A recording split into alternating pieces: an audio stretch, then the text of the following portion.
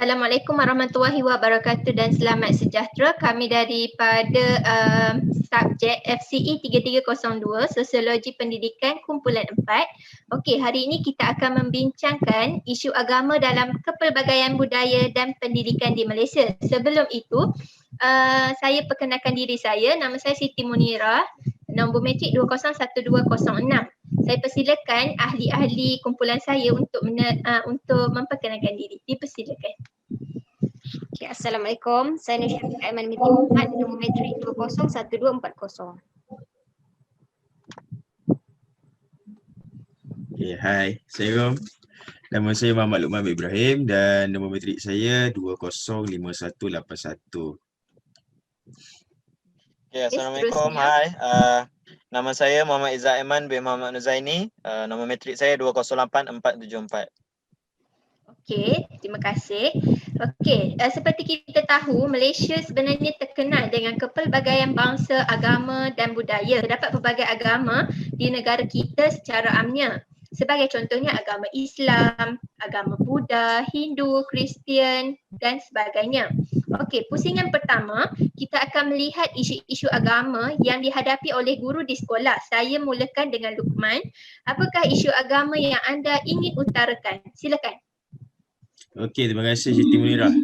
Okey, untuk sebelum saya pergi lebih lanjut tentang isu yang saya akan beritahu sebentar lagi. So, sebelum saya menyatakan saya punya isu tersebut, saya telah melakukan temu bual bersama bekas guru-guru saya di Sekolah Menengah Kebangsaan Sultan Sulaiman di Terengganu. Ketiga-tiga guru-guru tersebut mendatangkan satu isu yang pertama, isu yang sama, iaitu kekangan antara guru-guru dengan pelajar untuk menerapkan pendidikan agama, nilai agama dalam diri pelajar. Jadinya di sini untuk diperjelaskan lagi di mana guru-guru tersebut ingin menerapkan nilai-nilai, tetapi guru tersebut pergi lebih lanjut, lebih detail lagi, jadinya menyebabkan kemungkinannya pelajar-pelajar yang berlainan agama, contohnya seperti kemungkinanlah guru tersebut beragama Islam dan mungkin di kalangan murid-muridnya terdapat agama Buddha, agama Hindu. Jadinya mereka akan tertanya, menimbulkan persoalan sama adakah aku perlu mengikut juga seperti begini, seperti ajaran agama Islam? Adakah mereka punya agama ini tidak begitu baik? Jadinya benda ni akan menimbulkan permasalahan antara guru dan pelajar tersebutlah. Itu sahaja Siti Munirah. Terima kasih. Okey, terima kasih. Seterusnya kita akan serahkan kepada Izzat untuk menerangkan isu agama yang dihadapi oleh guru di sekolah yang pada masa kini. Okey, silakan. Ya, Assalamualaikum. Isu yang kedua yang saya perhatikan adalah berkaitan tentang sekolah Metodis di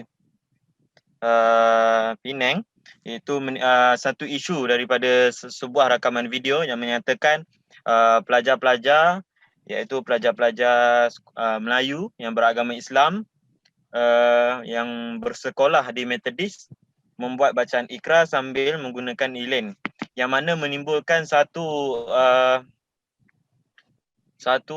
perkara yang agak sensitif yang boleh mencalakan akidah. Walau bagaimanapun, terdapat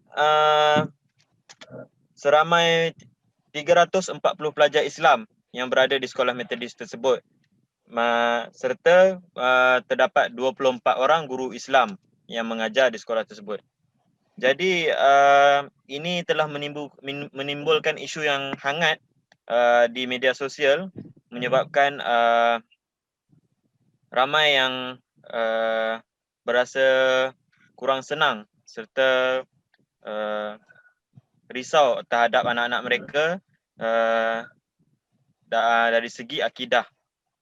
Jadi itu adalah isu yang diperhatikan oleh saya lah. Okey, terima kasih. Seterusnya saya persilakan Syafiqah Aiman untuk berkongsi isu agama di sekolah yang beliau jumpai. Okay, terima Silakan. kasih Munirah. Okay, isu yang telah saya jumpai ialah isu iaitu tidak setuju penggunaan tulisan Jawi yang diterapkan dalam mata pelajaran subjek teras SJK dan SK Vernacular. SJK ni terbahagi pada dua, iaitu Sekolah Jenis Kebangsaan Cina dan Sekolah Jenis Kebangsaan Tamil. Okay, macam dekat sini, pada 19 Disember 2020,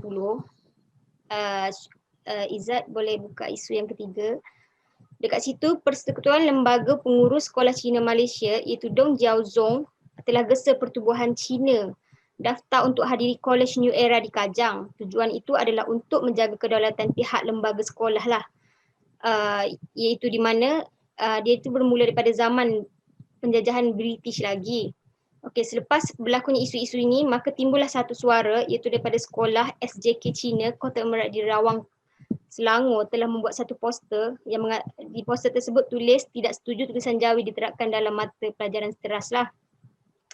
Okey, selepas timbulnya isu ini, semasa tu Perdana Menteri dipegang oleh Tun Dr. Mahathir.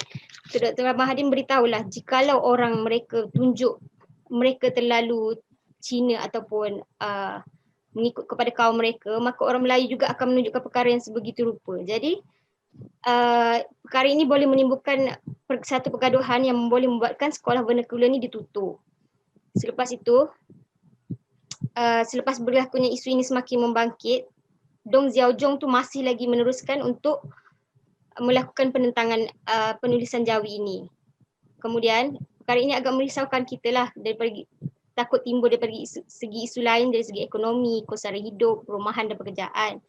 Dan dia juga merisaukan orang Melayu iaitu di mana Malayphobia terhadap orang Melayu iaitu takut dan benci apa sahaja yang berkenaan dengan orang Melayu. Okay, pada pandangan saya tentang isu ini, belajar tulisan Jawi itu sama saja kita belajar seperti penggunaan tulisan khat, iaitu di mana isu ini patut patut memeliharakanlah daripada generasi akan datang. Dan ia ini tak patut dipolitikkan pun sebab ia hanyalah sekadar tulisan Jawi sahaja, bukan menyentuh isu hal agama. Dan urusan surat menyurat juga kalau kita tengok pada zaman dulu iaitu Raja-Raja Melayu dengan British membalas surat juga menggunakan bahasa tulisan Jawi lah. Kalau kita tengok juga dari segi pakar tulisan Jawi pun bukan sendiri daripada orang agama Islam iaitu daripada orang Korea, Profesor Dr. Kang Kyong Seo. Itu saja isu mengenai saya. Okey, terima kasih. Okey, seterusnya isu yang keempat, saya terjumpa satu berita iaitu mengenai perhiasan sambutan Tahun Baru Cina di SMK Pusat Bandar Puchong 1. Okey. Aduan ini telah dibangkitkan oleh Peguam Muhammad Khairul Azam Abdul Aziz yang juga merupakan naib presiden Parti Bumi Putera Perkasa Malaysia Putra, iaitu sebuah parti yang diterajui oleh Ibrahim Ali. Di media sosial, beliau mendakwa menerima aduan daripada ibu bapa yang merasakan perhiasan tersebut sebagai satu percubaan untuk menyebarkan kepercayaan agama lain, agama Buddha kepada pelajar Islam. Okey, katanya hiasan itu melanggar perkara 31 Perlembagaan Persekutuan berkenaan Islam sebagai agama persekutuan.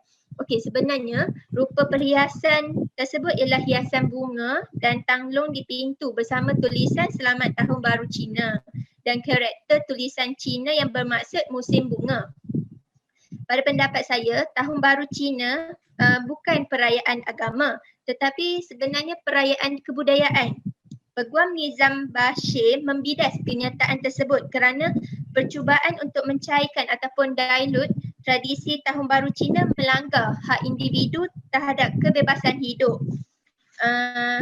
Seperti yang tertera dalam perkara 5 Perlembagaan Persekutuan. Okey, tidak kurangnya sifat Melayu, India atau Cina meraihkan sambutan ini kerana atas dasar muhibah dan tidak menukarkannya kepada mana-mana agama sekalipun. Okey, begitu juga seperti pengenalan muka surat tulisan Jawi seperti yang diperkatakan oleh Syafiqah, tidak akan menjadikan murid-murid itu menukarkan agama mereka. Seterusnya, pusingan kedua, kita akan meneroka kesan yang akan dialami oleh pelajar berdasarkan isu-isu yang telah dibincangkan. Saya ingin meminta Luqman untuk menerangkan kesan terhadap isu di sekolah yang beliau perkatakan. Dipersilakan. Okey, terima kasih.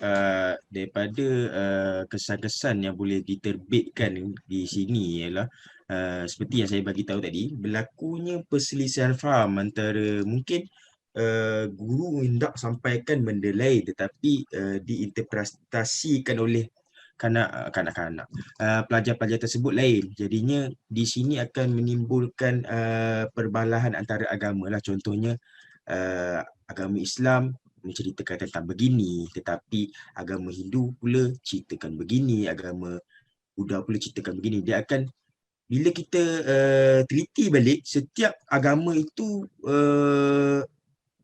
ada worldview-nya tersendiri, ada pandangan sudutnya tersendiri. Jadinya di situ lain-lain agama menerapkan benda yang berbeza. Jadinya benda ini tidak akan mendapat kata putus lah, kata terakhir daripada setiap perbalahan tersebut. Jadinya daripada kesan yang daripada pelajar-pelajar yang dapat saya nampak di sini, daripada pendapat saya lah, berlakunya perbalahan lah antara pelajar, mungkin pelajar antara guru, sebab mereka akan berbahas atau berlakunya perdebatan agama dalam isu ni untuk membangkitkan isu tersebut lah. Itu saja. Okey, terima kasih. Seterusnya, bagaimana pula kesan kepada pelajar mengenai isu sekolah metodis di Penang? Dipersilakan Izzat. Okay, antara kesan yang saya dapat berikan daripada isu tentang sekolah metodis tersebut yang terlibatnya pelajar daripada agama Islam, antara kesannya adalah menyebabkan kerisauan terhadap ibu bapa ni risau terhadap akidah anak-anak mereka terpesong, serta menyebabkan apabila berlakunya isu yang berkaitan dengan agama metodis ataupun agama yang berada di sekolah metodis tersebut, ianya menyebabkan perbalahan antara agama Islam serta orang-orang metodis. Ini boleh menyebabkan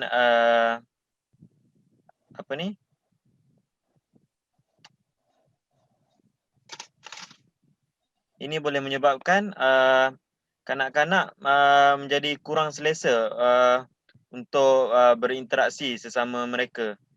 Jadi itu adalah kesan yang utamalah, iaitu terpesongnya akidah akibat daripada menduduki di sekolah metodis bagi pelajar yang beragama Islam. Okay, baiklah, terima kasih. Seterusnya, Syafiqah Aiman, bolehkah anda menerangkan kesan kepada pelajar mengenai isu tulisan Jawi? Dipersilakan. Terima kasih Munirah. Okay, kesan kepada pelajar mengenai isu sebegini, iaitu pelajar ataupun generasi muda pada zaman kini tidak dapat menguasai lah tulisan Jawi pada masa dia akan datang. Macam kalau kita tengok sekarang pun majoriti ramai orang sukar untuk membaca tulisan-tulisan Jawi, tambahan lagi untuk menulis bahasa Jawi tu. Lepas tu ini juga boleh menimbulkan kekacauan antara kaum dengan agama, iaitu pelajar boleh menjadi musuh antara berbeza agama lah akibat ejekan seperti macam tu. Ia juga boleh menggugatkan keharmonian kaum dan menimbulkan rasa yang kurang senang antara pelajar dan daripada pelbagai agama. Pelajar tidak dapat berpeluang mengamalkan cara hidup yang harmoni antara kaum kerana negara terkenal dengan masyarakat kita yang majmuk, yang mempunyai pelbagai agama dan bangsa. Isu perkauman ini tidak terjadi bermula daripada peringkat sekolah. Itu sahaja daripada saya. Betul, okey. Pada pendapat saya pula, isu mengenai Tanglong tadi akan mewujudkan fahaman dan ideologi yang berbeza dalam kalangan pelajar. Sebagai contohnya seperti di sekolah kebangsaan atau SMK, sekolah menengah kebangsaan, mempunyai pelajar yang berbilang kaum. Oleh itu, pihak pihak sekolah sepatutnya mengadakan majlis yang bersesuaian untuk semua pelajar dan bukan hanya tertumpu kepada sesuatu kaum sahaja ataupun agama sahaja. Contohnya jika pelajar Islam membuat ceramah ataupun tazkirah, pelajar bukan Islam pula akan menjalani sesi perkongsian moral dan sebagainya. Kemudian kesan yang lain ialah kemajuan di sekolah sukar ditingkatkan. Realiti, orang Cina akan mendominasi kecemerlangan di sesebuah sekolah, lalu pihak sekolah akan memberikan penghargaan kepada mereka. Sudah tentu kaum lain akan beranggapan bahawa mereka tidak perlu untuk berusaha, memandangkan mereka tidak relevan ataupun tidak setara dengan kaum Cina seperti tadi. Oleh itu, kaum tersebut akan jauh tertinggal ke belakang secara amnya. Okey. Seterusnya, pusingan ketiga ialah bagaimana untuk mengatasi isu agama tersebut. Saya mempersilakan Luqman untuk memulakan perkongsian beliau. Dipersilakan. Okey, cara untuk mengatasi isu ini ialah guru tersebut, untuk isu saya ni, guru tersebut perlulah bersikap profesional. Dia sepatutnya, contohnya kan, saya bagi contoh kat sini, misalnya guru tersebut merupakan guru beragama Islam. Dia tidak boleh terlalu taksub ataupun mendalam dalam menerapkan nilai-nilai agama itu di dalam murid-murid. Sedangkan di dalam kelompok kelas mereka yang dia mengajar itu terdapatnya pelajar-pelajar yang berlainan kaum dan agama. Jadinya di sini kita faham bahawa guru itu tugasnya bukan sahaja mengajar tetapi mendidik, tetapi di sini saya ingin memberitahu dan menyeru pada semua guru-guru yang di luar sana itu bersikap profesional. Di sini saya nak bagi tahu apa itu profesional, bahawa guru tersebut tidak perlu menceritakan nilai-nilai itu secara menyeluruh. Bahkan mungkin guru-guru tersebut hanya menceritakan dasar-dasar sahaja, benda-benda dasar sahaja. Jadinya kat sini diorang akan faham, okey, Islam menerapkan begini.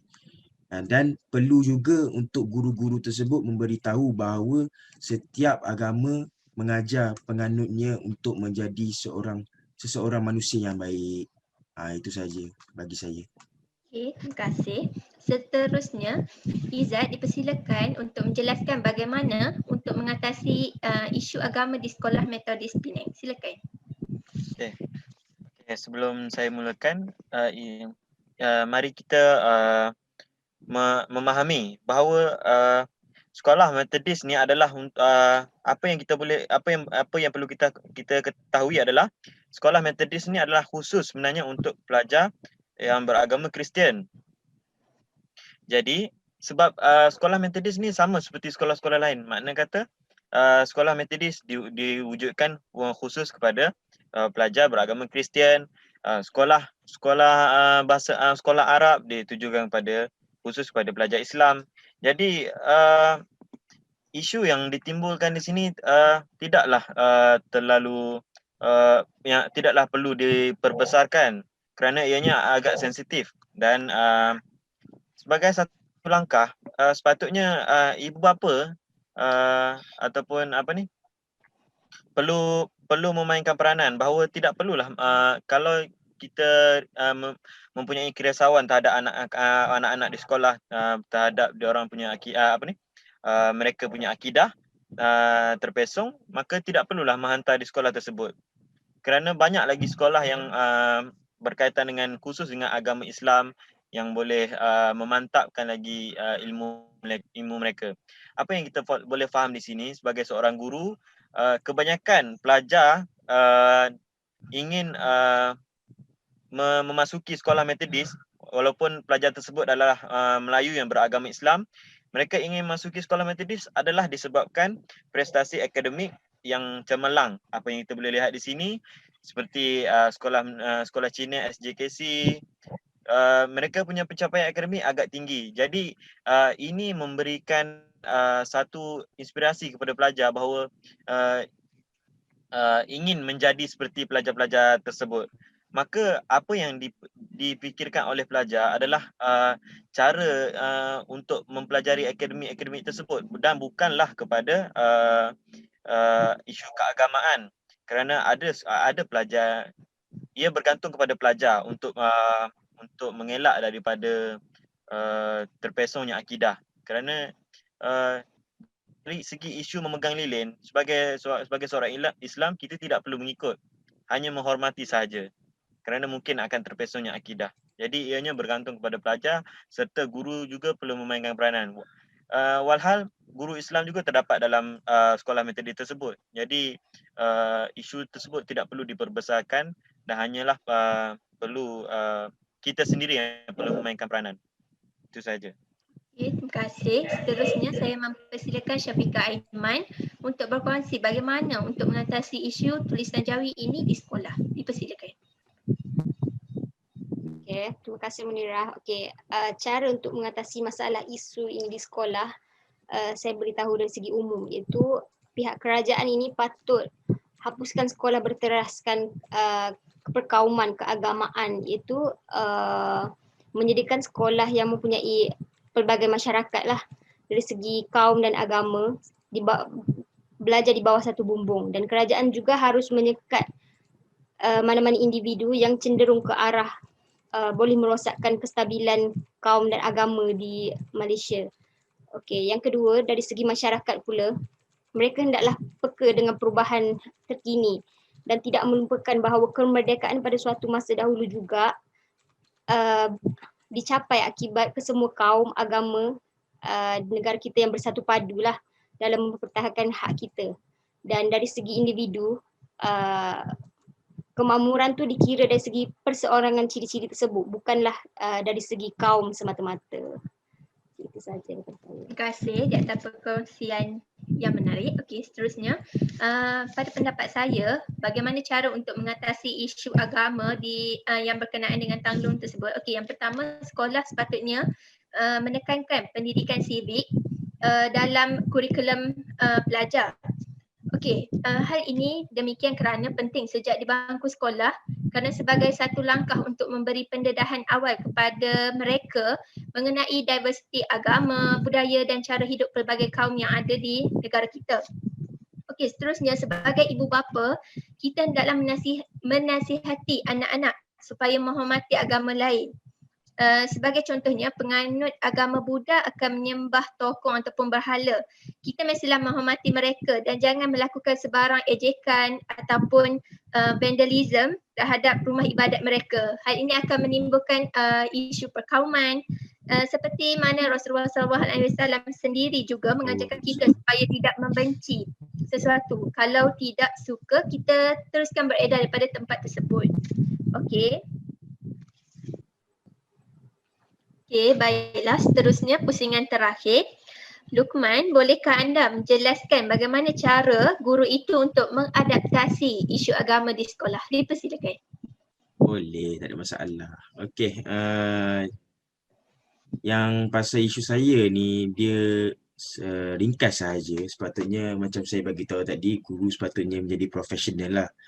Tetapi di sini ingin saya terapkan bahawa guru tersebut sepatutnya reflect. Dia sepatutnya ada refleksi.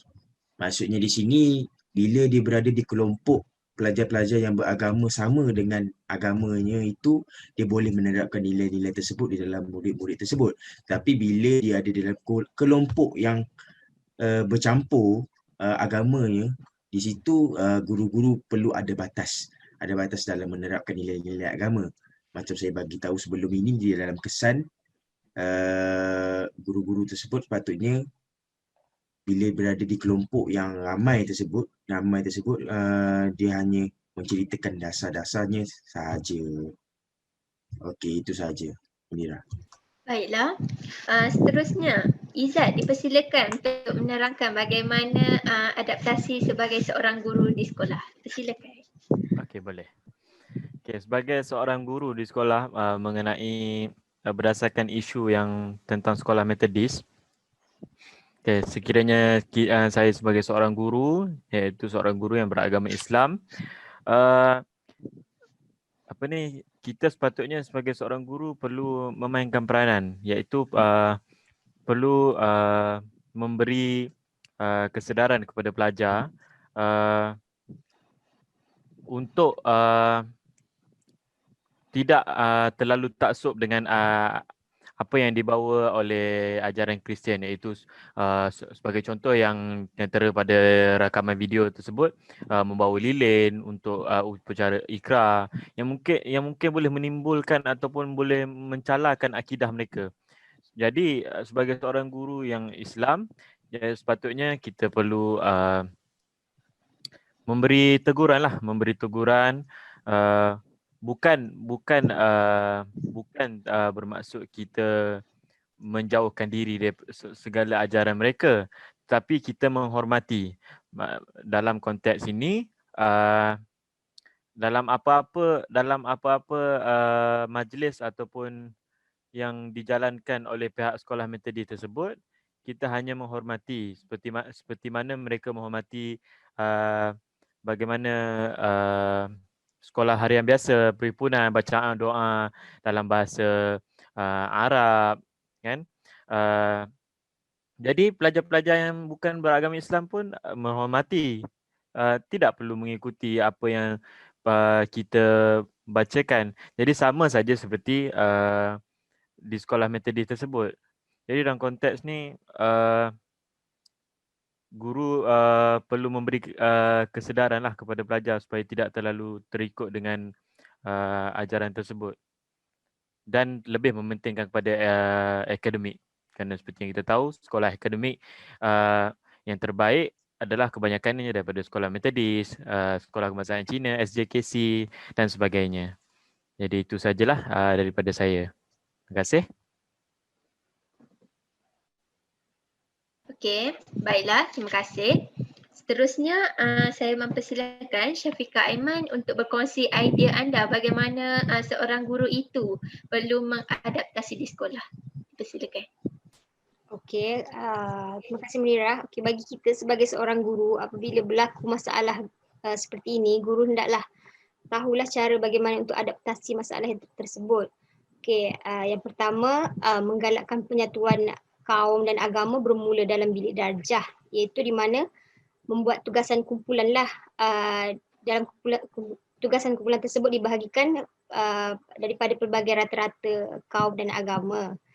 Yang kedua, membina inisiatif antara guru dan pelajar tentang kepentingan harmonian kaum dan agama, iaitu di mana mengadakan seminar, merapatkan ukhuwah mereka lah. Okey, yang ketiga, memberi bimbingan dan didikan yang berterusan kepada pelajar tentang isu yang menyentuh sensitiviti kaum, iaitu jaga sensitiviti kaum. Contohnya apabila timbulnya isu seperti ini, mereka hendaklah elak daripada menyebut perkara-perkara yang boleh mendatangkan kemarahan seseorang individu tersebutlah. Macam tu. Okey. Itu sahaja daripada saya. Terima kasih. Begitu juga dengan pendapat saya, bagaimana seorang guru itu perlu adaptasi di sekolah. Sebenarnya seorang guru itu perlu memahami dahulu latar belakang sosioekonomi pelajar yang mereka ajar. Sebab kita semua bukan datang daripada keluarga yang sama, kemungkinan mempunyai sensitiviti yang berbeza. Okey. Di samping itu, sebagai seorang guru juga, mereka hendaklah memasukkan ataupun menyelitkan tentang kefahaman antara agama secara amnya dalam konten pembelajaran. Maksudnya seperti asas. Sebagai contoh, semua agama menerangkan kepada penganut untuk berbuat baik dan menjaga kesopanan agama demi kemenjadian seseorang itu. Bagi contohnya, setiap agama mestilah menekankan bagaimana untuk menjaga kebersihan dan sebagainya. Okey, saya rasa setakat itu sahaja perbincangan kita. Saya mempersilakan mana-mana ahli kumpulan untuk membuat kesimpulan. Dipersilakan. Okey, sebagai seorang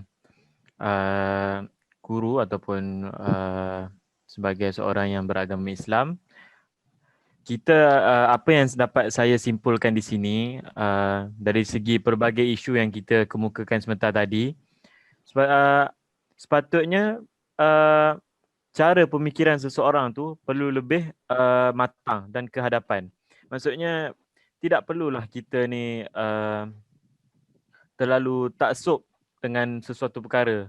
Maksudnya sampaikan kita tak boleh bergaul dengan agama lain kerana kerisauan terhadap tercalanya akidah kita. Tapi sepatutnya kita ni menjadi manusia yang menghormati agama orang lain. Sebagai contoh, saya pun mempunyai seorang kawan yang bernama Mak Ivan, iaitu daripada Iban yang beragama Kristian. Saya apa-apa dari segi pertolongan ataupun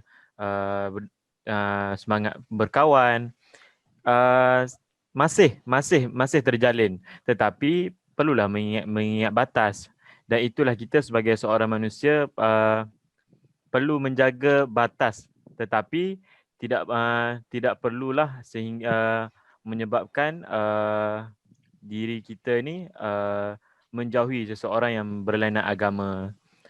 Itu apa yang dapat saya simpulkan lah. Bagaimana dengan ahli kumpulan saya yang lain?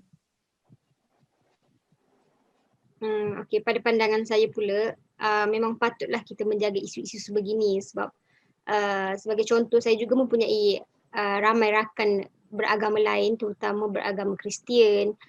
Dekat situ macam walaupun mereka makan benda yang kita sebagai orang Islam tidak boleh mungkin makan ataupun sentuh, kita juga boleh, mereka mempunyai persefahaman yang baik lah, iaitu mungkin menyimpan makanan tersebut waktu itu. Macam itulah kita saling memahami antara satu sama lain.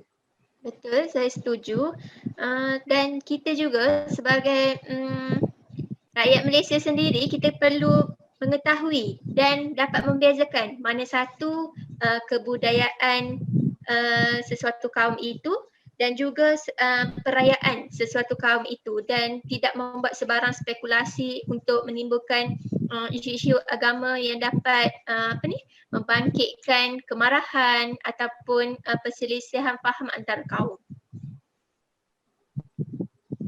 Lukman, ada sesuatu yang ingin dikongsikan? Ada sedikit saja. Okey, untuk akhir sekali kan, apa yang saya dapat simpulkan daripada sini, kebanyakannya isu-isu yang terjadi di dalam, kita tengok dalam skop negara kita, Malaysia. Ya, kita tahu kita ni mempunyai berbilang bangsa, kaum dan agama. Tapi isu-isu tentang agama ni kebanyakannya dia berkait dengan politik sebenarnya. Jadinya isu-isu sebegini bukan dikaitkan dengan guru atau pelajar sebenarnya. Dia diperbesarkan oleh orang-orang yang tidak bertanggungjawab untuk memperandakan kita punya perpaduan. Itu saja bagi saya rasa. Betul. Okey, baiklah. Saya rasa setakat itu sahaja perbincangan kumpulan kami. Sekian, terima kasih. Terima kasih. Terima kasih.